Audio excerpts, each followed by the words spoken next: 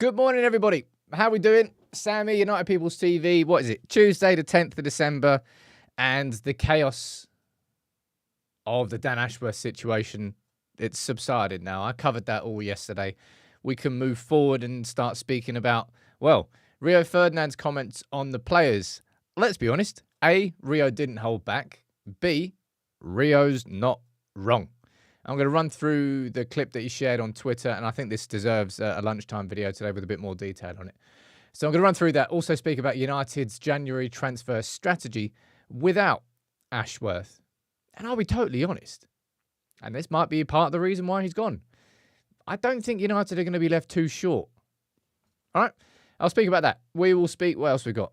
We've got a new academy signing. We can speak a little bit briefly about the Victoria Pleasant game coming up and the fixtures after that. It's going to be a nice, busy show as always. Please get your comments in, and I will try and answer as many of them as I possibly can throughout the show. Alex, good morning to you. Carl, good morning to you. The mods are always here, keeping the chat as civil as possible. I like to think so anyway. Josh, you're there as well. Akash, good morning to you. Maddie, Michael, we've got James, we've got Teresa, Damien, Blake, Garth, and I can't hear the name Garth without thinking of Wayne's World.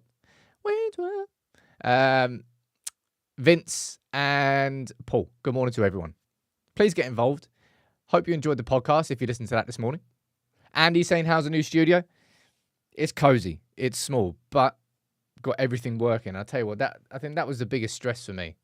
Like, moving house is stressful anyway, but having to move house and studio at the same time, so like moving your whole job, everything you've got, and also your personal life and the house at the same time, yeah, that was a stressful time. So I'm glad that's out of the way, and it looks to be working so far.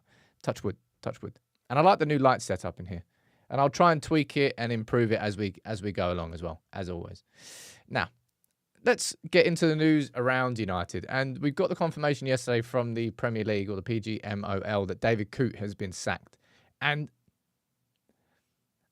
I kind of, look, partly I feel a little bit sorry for him.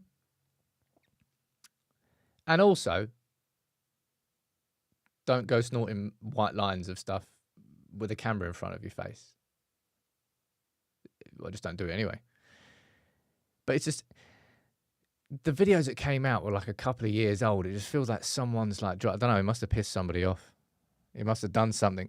He must have ruffled the wrong feathers. But David Coote will not be taking charge of any Premier League games from henceforth. And this is a big one, right? The hearing for City is now ended, right? The verdict will be delivered in the coming months. We don't know when that's going to be, all right? And we've heard about this before. We've got confirmation here from Martin Ziegler from the Times that the 115 isn't the 115 anymore. It's 130. 15 more charges have been put onto City as part of this hearing. So anybody you hear about like 115 reasons anymore, it's not 115 reasons. It's 130. It is unprecedented.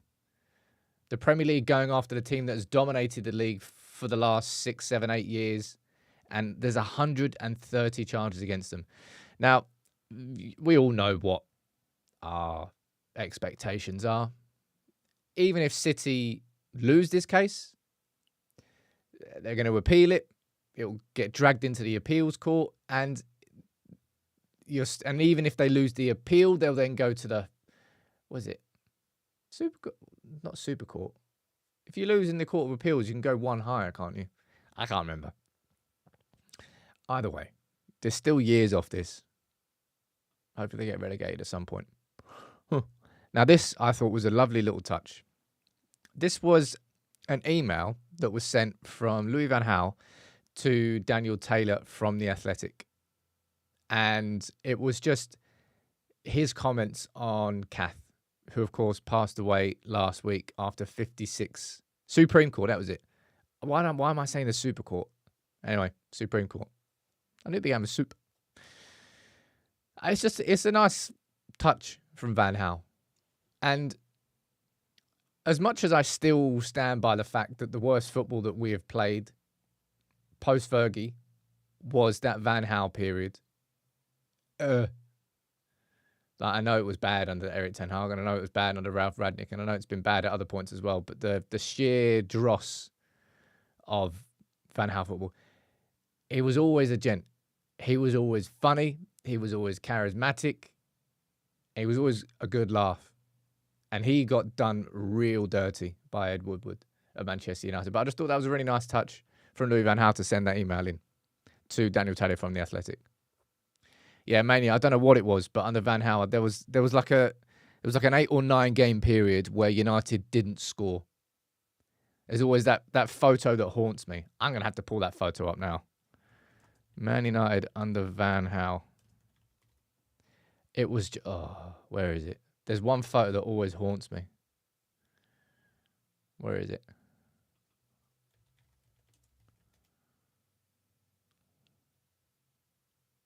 Can't find it right now. It's like some BBC screenshot of all the bloody 0-0s happening. I think we lost to Norwich as well. Either way, let's move on.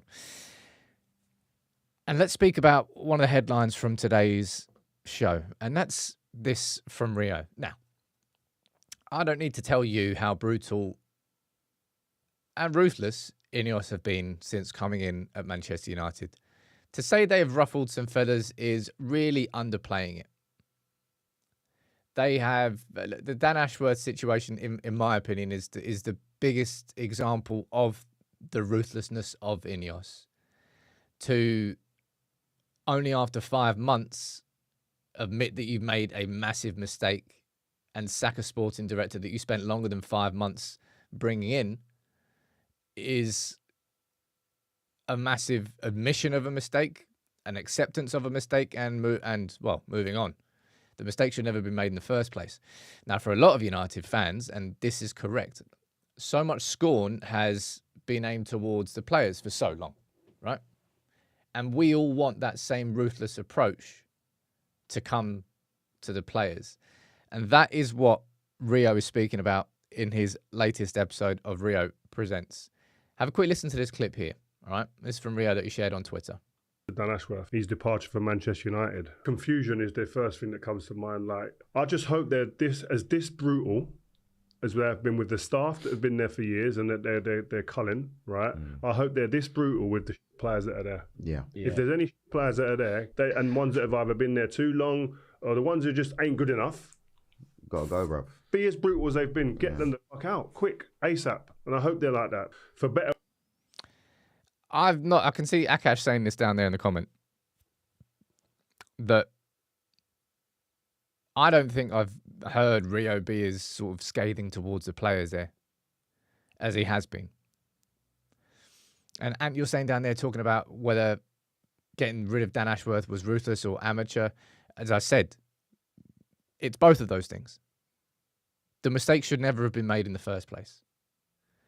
And there are question marks about the due diligence of Dan Ashworth, but I've already spoken about that in a lot of depth and detail. I don't think we need to go over it again. I think it's both ruthless and amateurish, and both of those things are correct at the same time. As for the players, right, Rio's not holding back here. And there are so many players that can be sort of, that this can be linked to, I suppose. Now, I did this we had a little sort of chat in a live show the other day, and I posed a question. And I said, honestly, if you had to put money on it, right? You had to put your own English pounds on players that would be at Manchester United in like 3 years' time. Like, who would you put your money on? And I was having a little scroll through this earlier.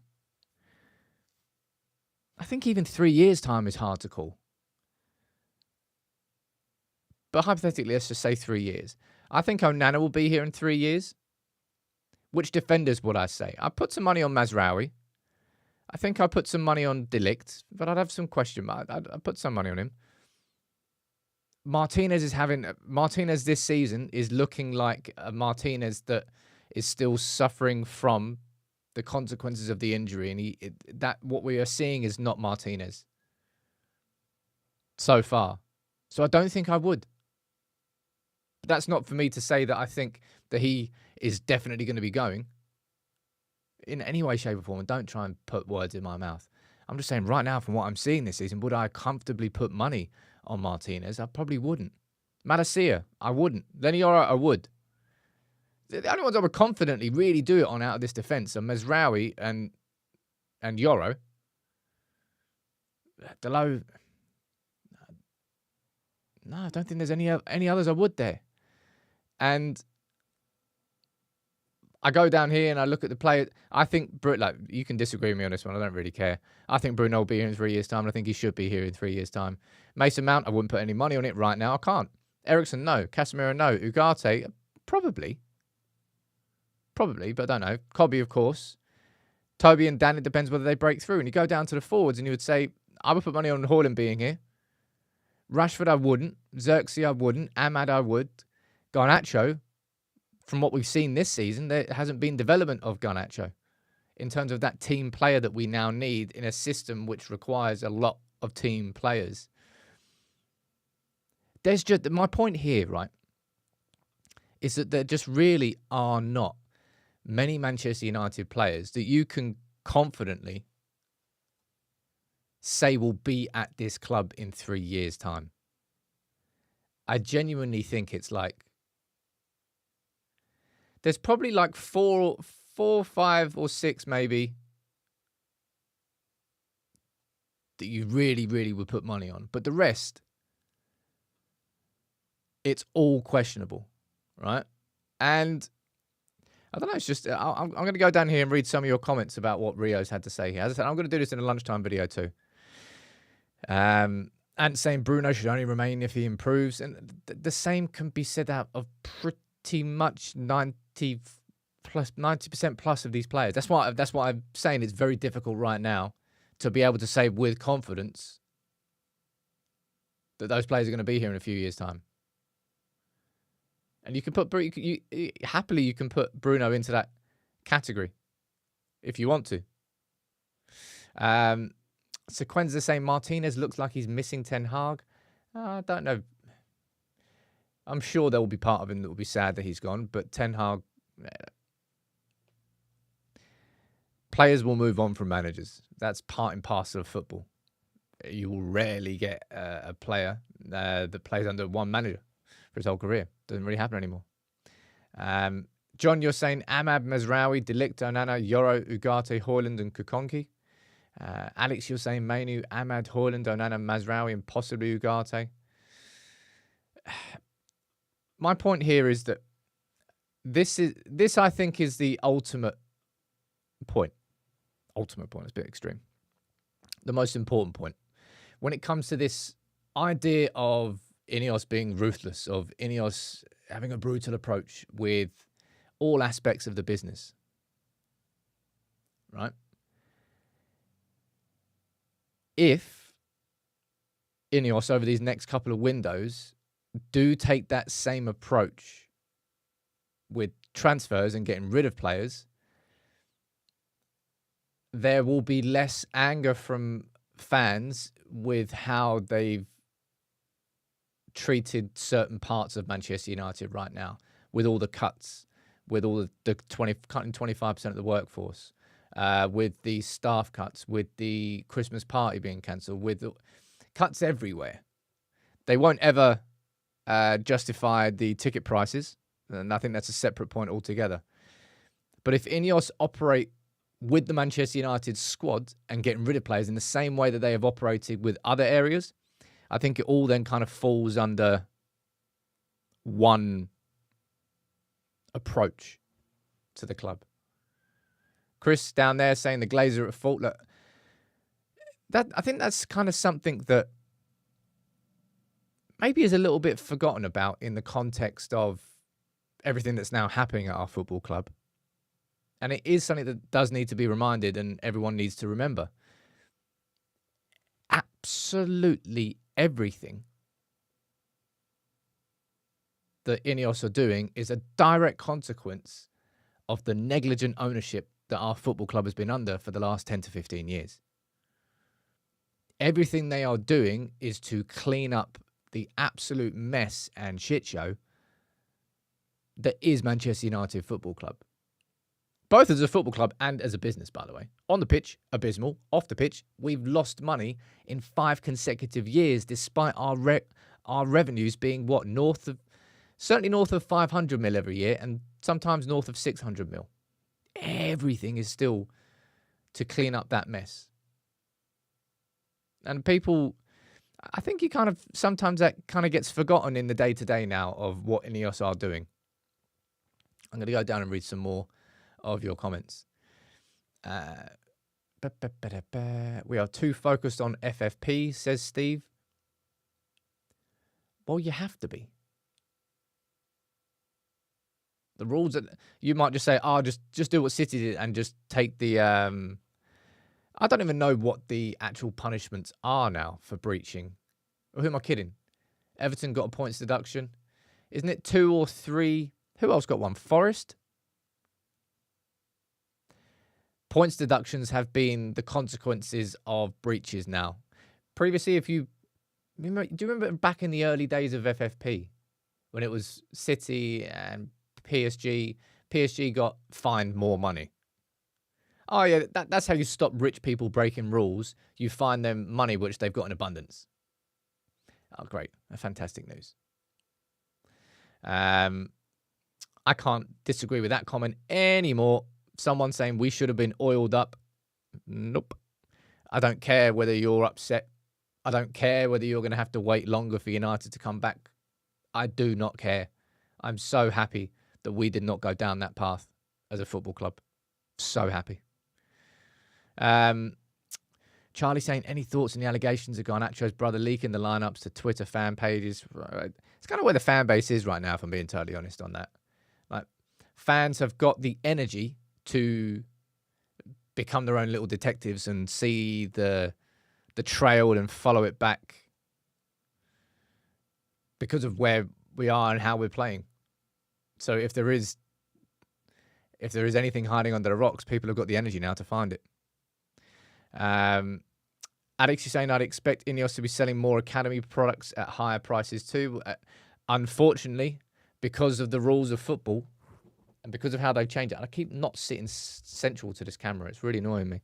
The camera's on a slightly different angle in this studio. I need to get used to it. Stay here, Sam. All right. Unfortunately, because of what they've done with the rulings and because academy players now count as 100% profit, there is so much more emphasis now on selling academy players and using that to fund your transfer business. Right? What are we saying down here? Stephen, you're coming in probably chippy and cherry. Don't make excuses for INEOS, Sam. Swapping one group of tossers for another is where we are at this moment in time. Ratcliffe is showing to actually be that serious, nasty piece of work he is in business generally. Well, Stephen, I'd like to know how you would be approaching this differently then. I think the big mistake that they've made is trying to charge fans for the privilege of going to watch United. And without communication, which is completely against what they said they were going to do at the very start, raising the ticket prices to 66 quid. I personally feel that Manchester United's workforce was bloated. And I understood the need for cuts there. And I'm going to run through an article from the Telegraph a little bit later. Sim saying, you're happy for this shower? Okay, shower, don't need shower. I hope they double the ticket prices for fans like you.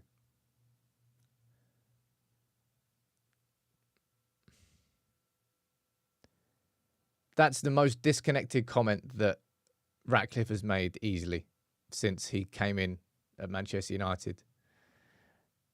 Manchester United should be charging the same as Fulham for a ticket to a game.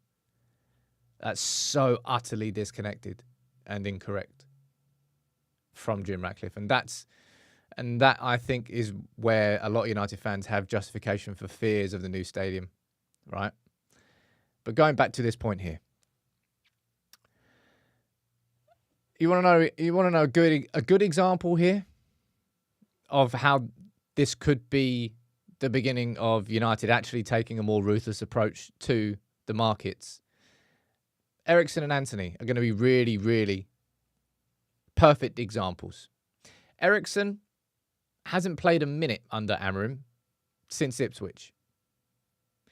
He is at the age that he is not fit for purpose in this Amorim system now. He's been a fantastic free transfer signing, but there is no place for him in that squad, and any minutes that could be occupied by Eriksen, you could definitely give those to an academy player. So, Eriksen going in January would make total sense. You wouldn't, I don't even know if you get anything for him. He'd be a free transfer in the summer, so you just let him go for cheap. You just say, good luck, and then Ajax, for example. Ajax would lap up having Eriksen back. Don't know whether that would happen or not. And Antony, for me, is the single... I think it's going to be quite a defining transfer, if I'm being honest, in all its ugliness and in what INEOS do next. Because Manchester United of old, because we had spent 80 million on Antony, the club would say, right, well, let's give him another chance. Let's keep going. Let's see. And they wouldn't get rid of Antony because it's like, it's a random example. Don't know if it actually works. If you were to buy a stock, and it goes down in 50% in price, you don't actually lose that money until you sell that stock, until you realise those losses. You could just sit there going, nah, it's all right, it'll go up again. And then you check in another month's time and it's gone down another 20%. You're like, oh shit, I should have sold that earlier. That kind of feels like where we're at with Antony. Like, we haven't realised the loss of 80 million on Antony yet because he's still a Manchester United player. But we have to. And that's what I mean. That's where you can talk about United being ruthless. If we were to sell Antony, and I don't know how much we'd even get for him, right? Akash, yeah, you can, of course, hold the stock for a longer term and see if it comes back. And you could have that approach to Antony right now. No, it's all right. Just give him... No. Sod that. He is not good enough for Manchester United. We have so much evidence. All right? It was a mistake, a massive mistake. And in the same way that they've decided to, after 5 months, admit that Ashworth was a mistake, then that's where the Antony situation comes in. I agree with you, Ross, down there. I think we'll be lucky if we do get 20 million for Antony. But this has to be an acceptance of a massive mistake that we've made, rather than saying, well, you never know, maybe, let's just give him... No, sod that. Sell Antony, shake his hand, good luck elsewhere, but you are not a Manchester United player, unfortunately, and we've made a massive, massive error. And that would be a massive element of being ruthless, being brutal with the players. I think Antony is going to be, in my opinion, the biggest example of that. Right. Who created this wage structure? Ed Woodward? Well, Woodward with Sanchez was the signing that we made that really caused the ripple effect in our wage structure. Remember when Ander Herrera ended up leaving because we wouldn't give him more money because he, at that time, and he was an important player for us, and he wanted a bit more parity. He wasn't asking for exact parity with Sanchez, but he's saying, well, he's on what, $350 a week. I want some more, and United wouldn't give it to him. And then he left and went and joined PSG. And we've suffered the consequences of that Sanchez contract since, and we still are. I think Bruno signed on slightly more terms as well, slightly higher terms.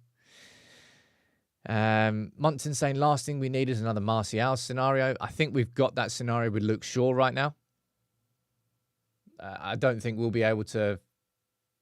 And I think Luke Shaw will be another example, I suppose, of actually United being ruthless. Luke Shaw's not a shit player, but you cannot rely on him. And that's equally as bad for the football club. I do think it was a Sanchez deal that blew it all out of the water. And Gear, right, I'm going to do this for you, and I'm going to do this for everybody else who keeps leaving these comments. Firstly, Can you all get over yourselves in this obsession with Marcus Rashford? Because you're looking like weird teenage stalkers. It's weird, right? Rashford has been awful this season. There's your criticism, right? Take it, put it in your back pocket, go and enjoy it. So has Garnacho. So has 80 to 90% of this squad. But people going with this mad witch hunt after Marcus Rashford, like he's some sort of, I don't know, devil from within. It's like, sort yourselves out, people. For real, sort yourselves out. Oh, why is Rio not calling out Rashford directly?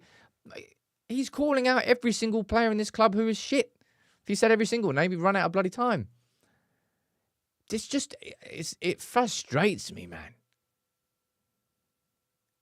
There are so many players at this club that are bad. Rashford is one of them. So is Garnacho this season. So is Anthony. So are so many of these players. But stop with the witch hunt, people. As I said, you sound like stalkerish teenagers. Really do. But yeah, I'll do a video lunchtime on that from Rio, because I think A, is correct, and B, it's quite good to see a player of Rio's stature, because by saying this, and this is the thing, right? By saying this, you're going to be ruffling some feathers. And you're going to be ruffling feathers of players that you've got friendships and relationships with. But that's not as important as putting the club first. And again, that comes down to the brutal reality of running a football club. You may end up breaking friendships because it might be what's best for the football club. And that has to be done. And Man United haven't prioritised that previously. They've prioritised probably personal friendships and relationships first. And therefore decisions haven't been made with the club's best interests at heart. That's what I think. Yeah, mainly you're saying like he rarely ruffles feathers. I don't really think United ruffle feathers. Really, largely. And that's, I mean, INEOS are more than ruffling feathers. And I'll speak about, there's a little bit more to speak about with that a little bit later in the show. Rex is saying, Anthony's United career has been awful. I always remember that that spun right foot goal against Liverpool. Man, I'll remember that goal against Arsenal in his debut. You set me up. Also a banger away at City. His first season, man, honestly, he had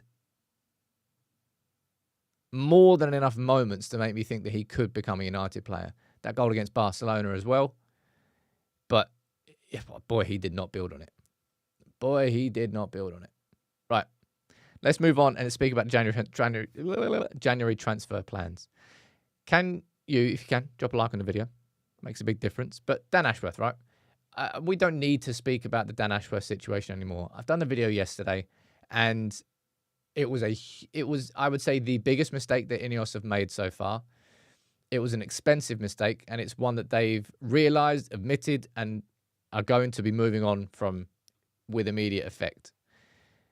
I spoke about this in quite a lot of detail in my analysis of it all. I was surprised at how involved Ratcliffe has been. But maybe when you take a step back and you think, for the fact that he's invested, 1.2, 1.4 billion of his own money, if you were to invest that much in something, would you want to be directly involved in the initial setup of it all? You probably would. You probably would. But anyway, this came out yesterday from David Ornstein, right? And it's about Chris Vivell, saying that he is going to be heavily involved in the January transfer window for Manchester United. And I think my reaction to this is, I mean, of course he is. Now, I don't actually know exactly what Chris Vivell's role is. Because when he was brought in, I thought he was brought in as the Director of Global Talent. And this was on a short-term contract. Now, I remember what I said at the time. And I said, look, Chris Vivell, with his experience that he's got in working in the Red Bull model, he worked at Chelsea, of course, before Todd Bowley came in and ripped all of it up. He was brought in on a short-term basis, but I said it wouldn't surprise me if in the long term he is kept on at Manchester United, but potentially moved on and up into the multi-club model that we are going to be establishing past just United, Lausanne, and Nice. I think there's going to be more added into this. But if you go down here on the Athletic just a day later, saying that he's been brought in as the interim director of recruitment. So I don't actually know exactly whether Chris Vivell is a director of global talent, which is what I've been calling him the whole time, or whether he's a director of recruitment. But this is the thing, right? When you take Dan Ashworth out of the equation, and look, ladies and gents, this may well be part of why Dan Ashworth now isn't at Manchester United.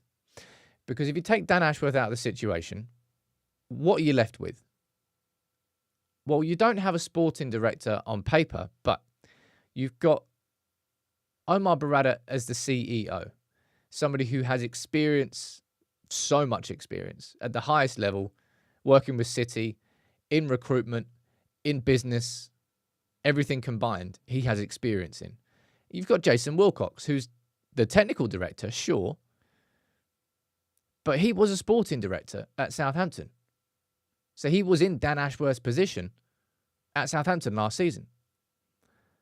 So that's two very experienced people at United that can technically cover quite a lot of what Dan Ashworth was doing. And then if you move along to Chris Vivell, you really take a focus back towards recruitment. Because Dan Ashworth, if you're looking at the successes that he had at Newcastle, at Brighton, even go back into West Brom and FA and the FA, it wasn't really the recruitment where Dan Ashworth was like, oh, that's where he's a king. Like, you know, Paul Mitchell is probably one of the best things that people said about Paul Mitchell was his ability to spot talent and all the players that he had brought through at Spurs and Monaco and all the clubs he'd been at. Chris Vivell is somebody who's got a lot of experience when it comes to identifying talent. From being the head of scouting at Salzburg, he went in there at Chelsea as a technical director. As I said, that was a short-lived role. But he's worked in the Red Bull group across 2 Red Bull clubs. And he knows how to spot players. So my point is here, right, is without Dan Ashworth, you take Dan Ashworth out of the equation, you think, well, you need a sporting director. And then you look at what United have got left, and you've got a CEO who is capable of doing a fair amount of what that sporting director role would be. You've got Jason Wilcox, who also is capable of doing that. And it may well be that, and this has been said by the BBC, I think, they said too many cooks. It could be that United overemployed by one person. Because we all looked at it and thought, this is incredible. We've got Omar Barada as a CEO. We've got Dan Ashworth as a sporting director. We've got Jason Wilcox as a technical director. You've got Chris Vivell there as a director of recruitment in an interim role, or director of global talent. You thought you had all these minds. And sometimes when you have all those minds together, you can get some clashes. And it really sounds like Ashworth was kind of undermined. Ashworth didn't... When it came to Ten Hag replacements, Ashworth said Eddie Howe and Marco Silva and Thomas Frank, and obviously Tuchel was involved too. But it was mainly Premier League experienced managers. And by the way, right, everything that I've still read, there's not a peep mentioned about Southgate. I'm pretty sure this is still just some hot air just designed to piss people off. But my point here is it may well be that United don't actually have to bring in a new sporting director. You could see Chris Vivell really step up. And according to David Ornstein, he's going to be stepping forward and is going to be heavily involved in the January transfer window. So it may well be that we already have our director of recruitment internally. And that when it comes to the sporting director, we won't actually appoint a new sporting director.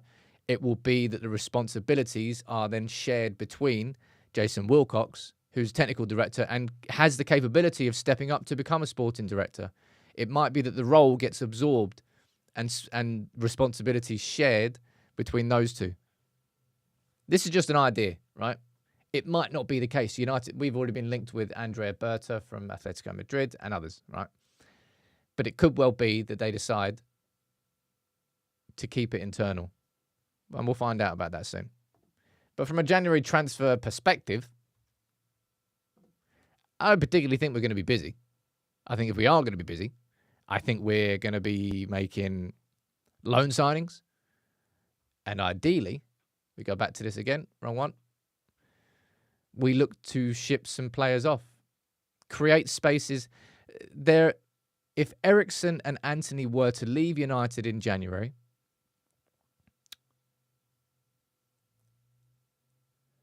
I don't think our squad would be any worse off in the second half of this season. And that might be a brutal thing to say, but that's just an honest opinion and an assessment of where our squad is. And if that truly is the case, and you have the ability to bring through somebody like, who would I say? I'll just speak off the top of our heads. Jack Fletcher, or Dan Gore, or Finley McAllister, or Ruben Curley, to be a midfielder, to take the minutes that Eriksen might get. All the positions on that bench in the matchday squad that Eriksen might get. And the same goes for Antony. Do I think that Man United would be worse off in the second half this season if minutes that were given to Antony were instead given to Bendito Mantato and he was promoted into the first team? No, I don't. And if anything, I would probably say that our squad would actually be improved. Yeah, brutal's the wrong... Toby Collier, of course. Depends whether he's been struggling with injury right now. But my point is I think both of these players could leave and we could replace them with academy prospects that would take their spots in matchday squads. And I don't think our squad would be worse off. That's where you have to... It's not even trimming the fat. It's just getting rid of players who do not have a future at this football club. And can I just say, this will probably be the only time that I mention this on this show. Like, ladies and gentlemen, we're not signing Victor Osimhen in January. Are you mad? Answers in the comments, right? If I gave you 60 million right now and you could sign a player in one position for Manchester United in January, where would you spend that money? Because I don't think I'd spend it up front. As much as I think Højlund should be scoring more goals, I actually think the bigger issue is creating opportunities overall for United this season. There have been points where our finishing has been woeful. Sure, I agree with that too. If I'm going to spend 60 million, I think I'm going to spend it. Well, I see what you're saying down here in the comments, right? Alex, Shane, Crithin, Birdie, Pablo, Steve, United Forever, Janko. You're all saying left wing back. Akash and Sam and Steve, you're all saying midfield. Jonathan, you're disagreeing. You're saying centre forward. I think I would probably do left wing back. I think I would do left back. I would do a left back that could also play left centre back, probably. Whoever that might be. But I wouldn't spend it on a 60 million pound centre forward. I don't think this team right now is signing the centre forward should, like when we, for example, when we signed Robin van Persie in 2012-13 season. We lost the title on goal difference to City. What did we do? We went out and we signed the best striker in the league and we won the league. Boom. That's kind of what you like. City, when they got Haaland, they just dropped him in and everything was ready and geared towards Haaland and he just flew. I think this team has bigger holes to fix than signing another big money striker. Like, we signed Højlund for 70 odd million. I think there are other bigger holes to fix. But yeah, Victor's not coming anywhere near. So just don't get sucked into these mad transfer rumors that happen, all right? Yeah, that's the way I would describe it, Eric. Top striker is sort of the last piece of the puzzle. Yeah, I don't know whether I'd say last piece of the puzzle, but I suppose it's kind of what I'm insinuating. The team needs to be finished or ready before you add that striker into it. That's kind of where I agree with you all. Bastoni, someone's saying we should be all over him. We badly need a creative midfielder. I mean, there's holes in it. So, I mean, there's holes in this squad everywhere. You could argue that United desperately need a new player to play in that left attacking position because Garnacho's not doing it and Rashford's not doing it. And you'd probably be right. You'd also be right about a central midfielder. You'd also be right about a centre forward. You'd also be right about a left back. We're going to have a busy couple of windows. We really are. Now, what are you saying down here? Cantona is saying there's no point in getting a striker when we can't provide good crosses or chances. Yeah. Yep. Right. Anyway, this, as I said, I wanted to speak about this a little bit later in the show. And this is coming from James Ducker from The Telegraph, talking about how basically the summary of this article from Oliver Kay in The Athletic and the summary of this article here from James Ducker in The Telegraph is that this ruthless approach is creating a very nervous working environment for people working at Manchester United. Telegraph Sport understands that staff have been left looking over their shoulder after the shock departure of Dan Ashworth. The idea that, well, if Dan Ashworth can go, then is my job safe? Is anybody's job safe? And this isn't correct. And here's the kicker, right? What we have seen at Manchester United from a working environment are the two extremes. Under Jim Ratcliffe here and INEOS, we've gone to the extreme now where people are just fearful about getting a tap on the shoulder, putting all your stuff in a box and getting walked out the door and being made redundant. And that's not a conducive working environment for growth as a working team. It can't be nice. In the same way that I said under the Glazers, throughout that whole sale process, I really felt for everyone who worked there because they didn't know what was happening for like 6-7 months. However, that's one extreme, which I don't think is the right thing. The other extreme was what existed at United for years before that, where under the Glazers, Man United employees there was no boss. There wasn't really anybody who told them, there wasn't any measure of success or any measure of failure. They just kind of turned up, they did their job, they went home. And it was comfortable. It was, you could kind of take it easy sometimes. No boss was looking over your shoulder. You could kind of get away with stuff. That is equally as bad a working environment for creating success. So you got the two extremes. The one under the Glazers that was allowed to exist, where people could just kind of breeze through. And you've got the other one, where everyone's now fearful of their job. What you need to find is the balance point in the middle.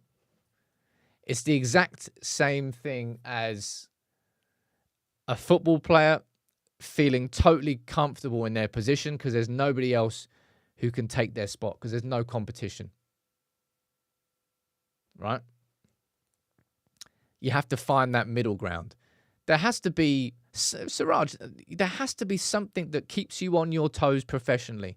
And if you do not have that in a professional environment, you're going to get probably bored of your job eventually. You're going to lose enthusiasm for driving yourself forward. Your ambition is kind of going to get dwindled away because there's no chance of me getting a pay rise. There's no chance of me getting a promotion. There's no chance of me getting praised if I do my job right. I could go into work tomorrow and have the best day ever, and it will be the exact same response as if I just went in there and had the most average day. So you're gonna become a middler. INEOS have got to these are the early stages, right? And INEOS have gone to one extreme, but it's about finding that balance point. And I don't know when or how that would come. And you're saying you wouldn't work for United.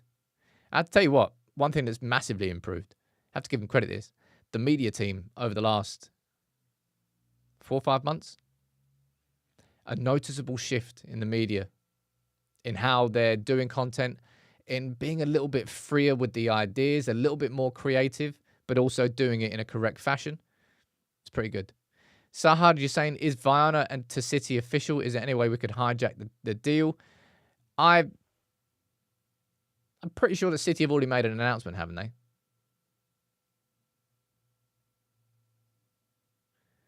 I don't think there's any chance of that happening, if I'm being totally honest. And boy, that would ruffle some feathers. Jeez. Anyway, let's move on to the... Oh, yeah, this is a nice little bit of news. So this was a post from MUFC_youth on Twitter back in the start of November that United had won the race to sign Emmanuel Zero from Creative Football Academy in London. And yesterday, he officially announced that he had joined. Now, the reason this is quite an interesting signing is because Creative Football Academy is a grassroots organisation, right? That's not like going and signing Chido Obi-Martin from Arsenal's under-18s. That's spotting and signing somebody who really is kind of outside the obvious circles, if you want to call it that. So it's cool to see United making a signing like this. And I firmly believe, no, wrong one, with Christopher Vivell, I think he'll be helping with this for sure, that Manchester United are going to be making a lot more signings like this. Just like Sekou Kone from Gidars in Mali. I think this is the pathway to United truly fixing our recruitment. I did a video on this after the summer. United have to sign young far more often. So anyway, congratulations to Zero, who has joined Manchester United. And also congratulations yesterday to Ruben Curley, who signed a professional contract again. Ruben Curley was part of the under-18s team last season with Finlay McAllister in central midfield. He's been moved up to the under-9. I think the under-19s play at Old Trafford tonight, don't they? I think they lost to AZ Alkmaar in the UEFA Youth League, 2-1 away from home. So pretty sure that they're playing at Old Trafford tonight. So if you get the chance, watch it. But congratulations to Ruben Curley. And last couple of minutes of the show, right? Let's quickly speak about what we've got coming up next, because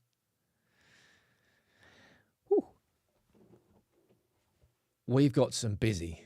I mean, it's busy, but it's difficult. So we've got Victoria Pleasant coming up next in Czech Republic. I just checked the weather there. Jeez, that'll be a cold away day. That'll be the sort of away day where you always struggle to leave the pub anyway, because it's always the best part and the most fun part of going to European away. That's why I can't trust myself at European aways anymore, because the football always gets in the way of the fun. It's bad, isn't it? It really is bad. I'm just admitting it. Just admit it.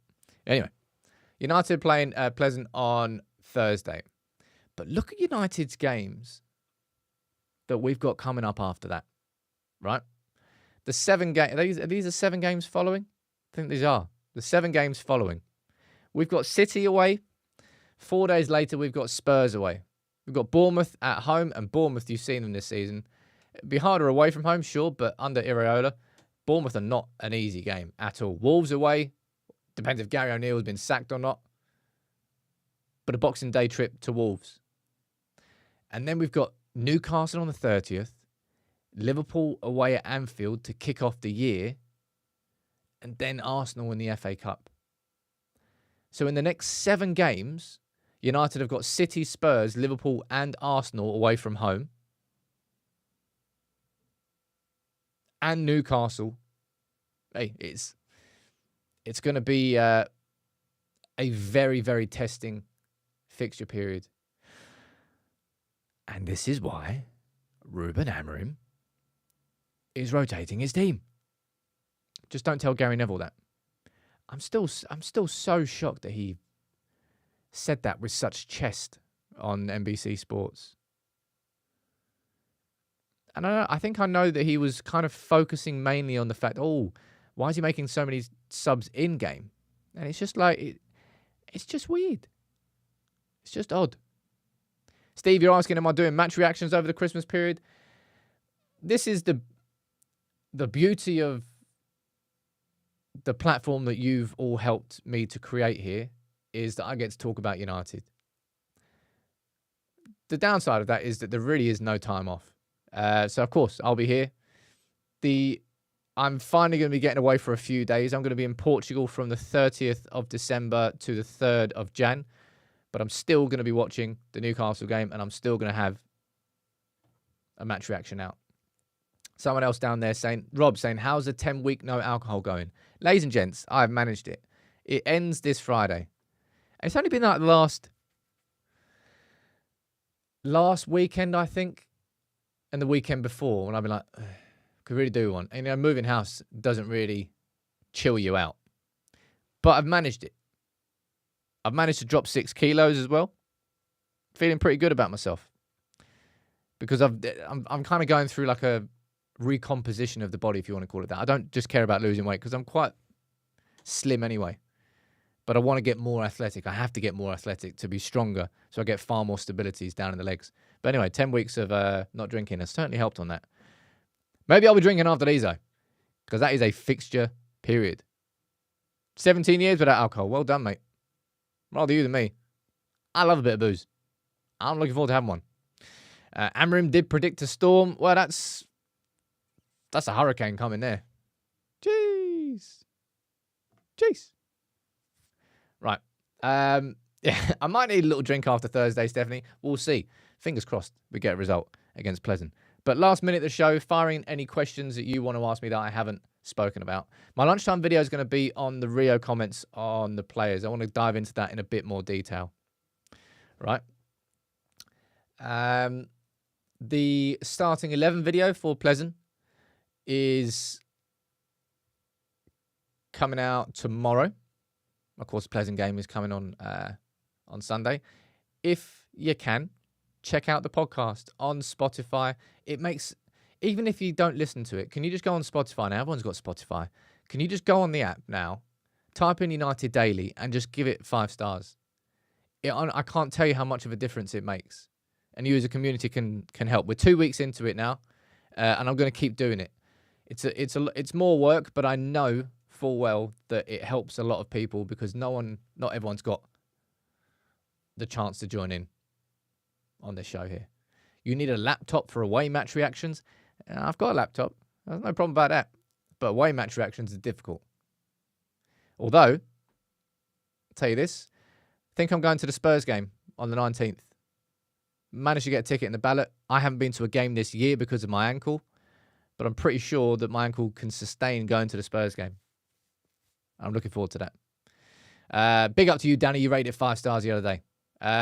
Thank you. The podcast is called United Daily. All right. So go on Spotify, just type United Daily and it will pop up. Give it 5 stars. Makes a big difference. All right. Thank you all for tuning in today, as always. I will be here tomorrow. I'll be here at lunchtime with my reaction, deeper reaction on the Rio comments on the players. It's good to see an ex-player with as much influence as Rio speaking as honestly and openly as that. And hopefully that can be the beginning of a bit of change. But yeah, all right. Take it easy, everyone, and I'll see you soon.